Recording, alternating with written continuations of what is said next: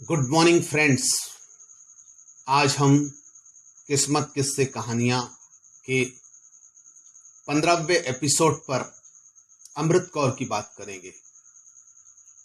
अमृत कौर मेरी एक लंबे समय से यजमान थी। मैंने उसको बताया था कि अपने मकान को मरते तक किसी और के नाम पर मत करना। इसी बात को मानने के कारण वह बची रही।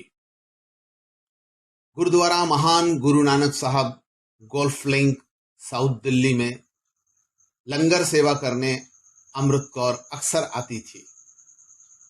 इसी लंगर सेवा ने उसको नया जीवन दिया था। अमृत कौर का पति, बच्चा, बहू एक कार एक्सीडेंट में मारे गए थे। हॉस्टल में पढ़ने वाला हनी बच गया था। पढ़ाई पूरी करने पर हनी ने रीमा नाम की सहपाठी से शादी कर ली। हनी अमृत कौर का पोता था।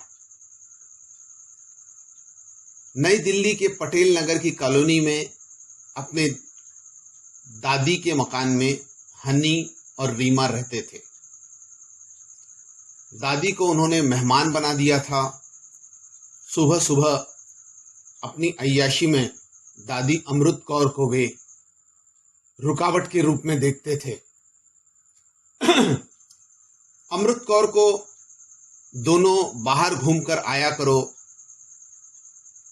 2-3 घंटा सुबह घूमने से सेहत अच्छी रहती है, यह सलाह भी देते थे।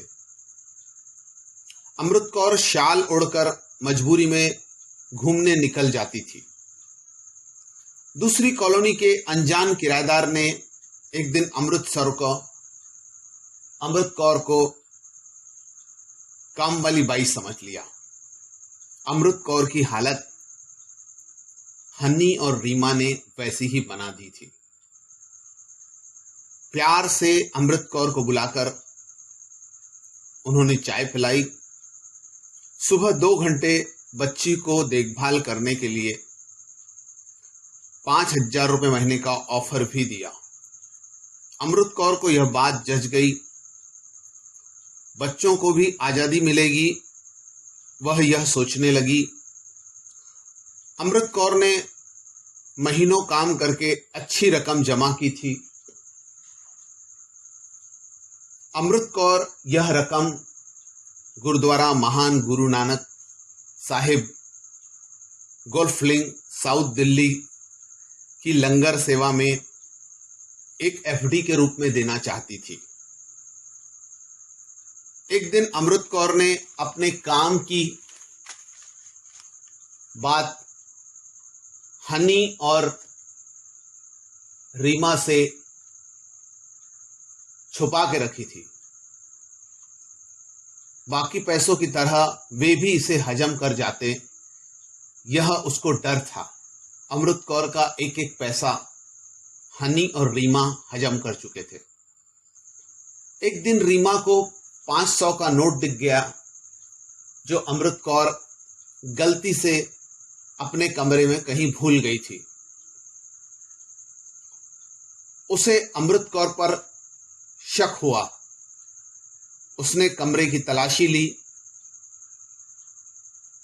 500 की एक गड्डी उसे तकिए के खोल में मिल गई। रीमा एक नौटंकीबाज औरत थी। उसने कॉलोनी की कमेटी को घर में बुला लिया। संडे की चाय पीने के बहाने लोग पहुंचे। 50 लोगों के चाय पीते समय अमृत कौर भी अपने घर पर अपना काम करने के बाद पहुंच गई। रीमा ने 500 की चोरी का इल्जाम अमृत कौर पर लगाया। साथ में रोज पैसे चुराकर बाहर में रंगरलियां मनाए जाने का इल्जाम भी लगाया। सबूत के रूप में उसने 500 की मोटी गड्डी भी दिखाई, जो अमृत कौर ने तकिए के खोल में छुपा रखी थी। इतने में राजू भल्ला ने सच से पर्दा उठाया।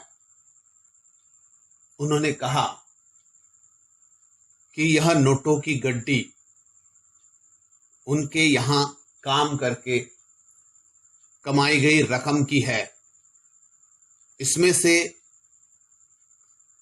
जो नोट पर पेंसिल का निशान है वह मेरा बनाया हुआ है।